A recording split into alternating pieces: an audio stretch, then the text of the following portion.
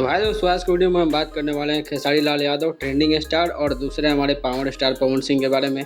दोनों ने एक गाने को लेकर के काफ़ी ज़्यादा मेहनत किया है और काफ़ी अच्छा सैड सॉन्ग गाना था।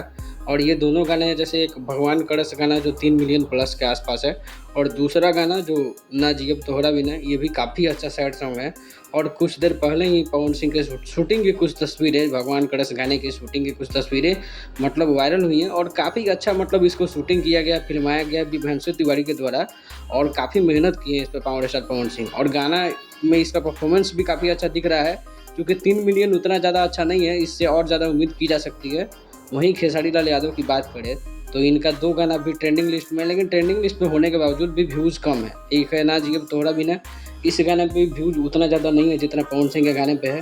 और दूसरा रातें भर में गाना, इस पर भी थोड़ा मोड़ा व्यूज़ है 5 मिलियन के आसपास। तो दोनों गाना में आपका फेवरेट कौन है, अपनी राय जरूर देना। मिलते हैं अगले वीडियो में, तब तक के लिए बाय, थैंक यू।